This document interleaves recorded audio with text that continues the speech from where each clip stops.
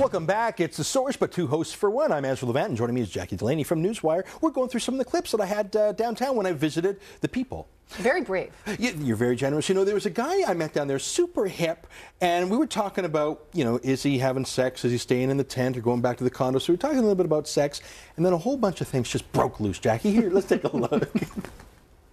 Did you vote in the last election? I did. The federal election? Yeah. How about the provincial election?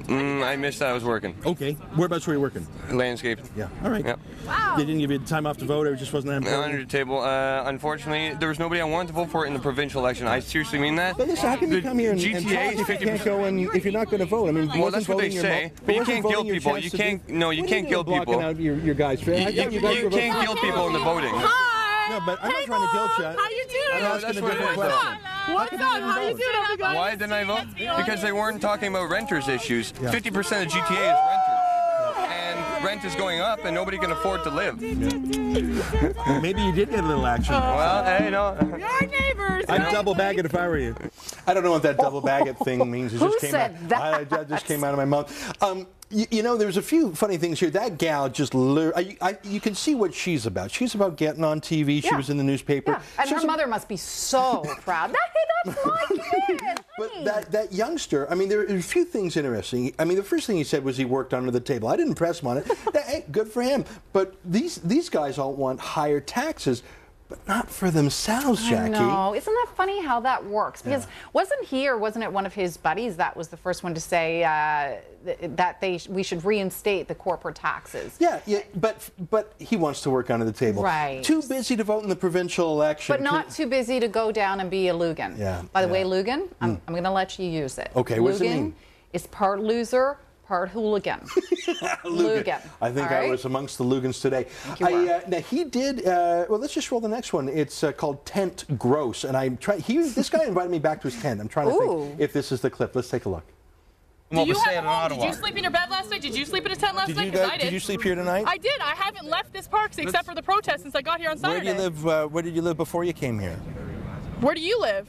I live just on Avenue. Where did you live? So yeah, go sleep in a tent. Come sleep out here with us tonight. That sounds sort of gross. Yeah, there you go. It is, but that's the point. We got a good tent. That's the point.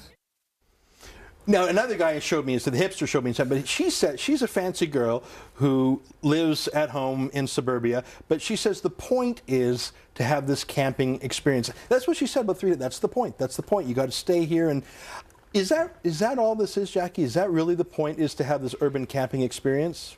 Here's the thing, and this is the problem that I've had with this from the get-go. The Occupy Wall Street, I get it. Yeah. I don't necessarily agree with it, but I get it. There's a point.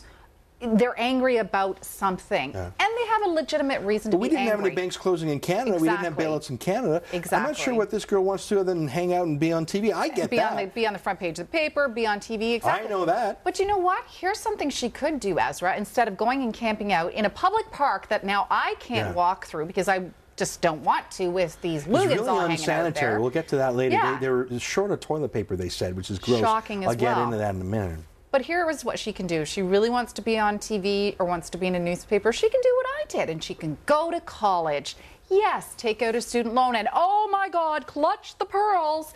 Pay for her student loan once she gets out and gets a paying job in this. The vast majority of these kids were college grads, and we're going to get into that right now. I met a young man who went to college, got a graphics design degree, but I asked him, how come you're not working? And he told me that there were certain jobs that weren't in sync with his values. Let's look at this.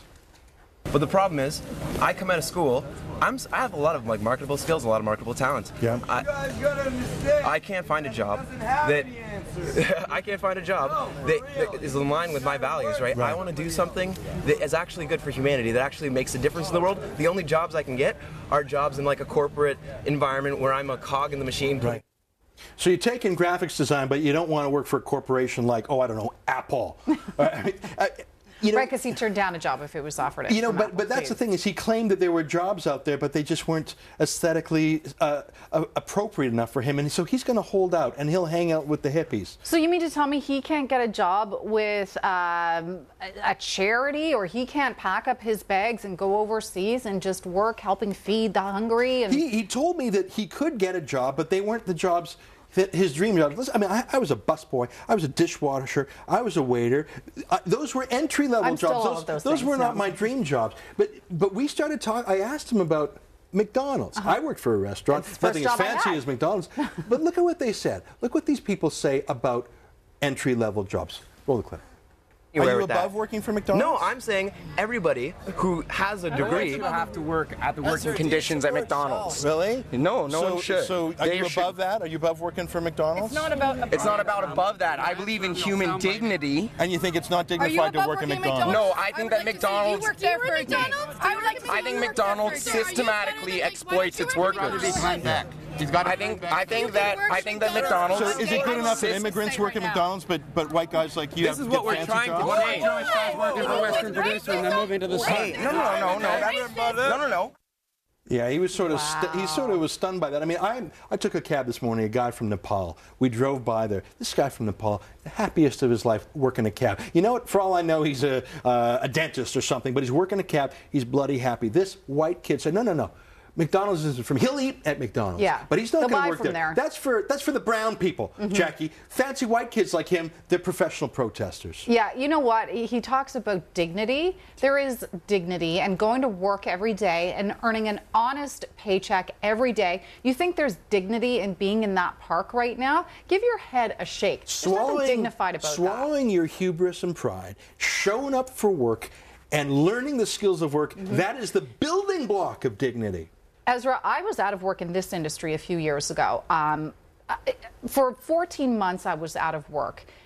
Now, when I first lost my job, I wanted to stay within the industry, so I was picky. I wanted to get something either in radio or television. But you know what happens after 14 months? You lose that and you realize, no, I have to pay the bills and not expect anybody else to do it for me. Yeah, these guys, they have the opposite mentality. We only got 3 more clips. Here, roll the next one, please. Right now, you're being a provocateur. You're not being very forthcoming and goodwill. I'm glad I got my condom on. Woo! Pass the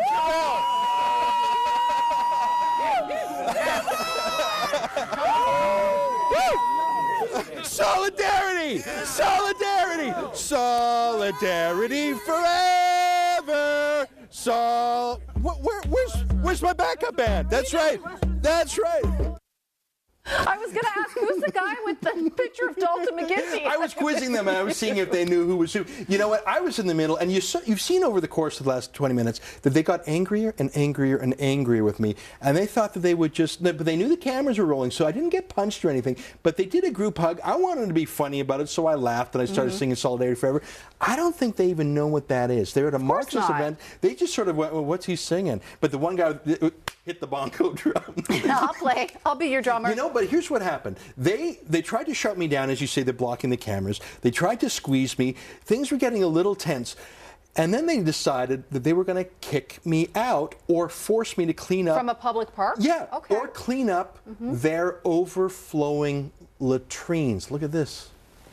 I love cleaning the jars. How come you're shouting down people? I'm shouting down you. You believe in shouting down people you disagree with? Clean the Johns or leave the park! Clean the Johns or leave the park! Clean the Johns or leave the park! Clean the Johns or leave the park! Clean the Johns or leave the park! You notice that guy doesn't do very well with questions. He's the guy who says, "No, I'm white, so I don't work at McDonald's." And I said, "You're trying to shout me out of the park?"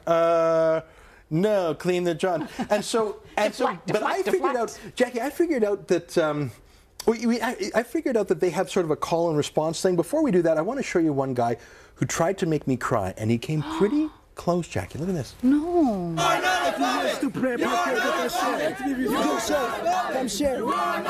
Come on, are you above it? Are you above it? Are you above it? Oh, are you gonna cry? Are you gonna cry? Are you gonna cry? Is it too much above you? Are you gonna cry? Oh, are you gonna cry? It's just. I felt like I was in Lord of the Flies. What do you make of that? Like I was asking provocative questions, but I wasn't shouting or being too rude. I was talking a lot about condoms. What do you think it felt? How did that feel to you? How do you feel if you're a woman walking past that park at night with some of the rambunctiousness there. Would you feel safe? It's no, of course not. That's why I'm saying I'm offended, because that is a public park and I can't go into it right now. Oh, look, my tax dollars pay to upkeep that park. My tax dollars are going to pay to clean that park when your butts do get kicked out of there, because eventually, yeah, you will have to leave. And I can't even go in and use that park. And that's actually a park that's close to this station that we walk by or take a streetcar by every day. And to walk by and see that right now, and can I just say, the aggressiveness of these people, that's where you lose someone like me. If even there was ever like a little smidgen of a crack of the door being open for me to kind of hear you out, closed with that kind of aggressiveness, I'm done.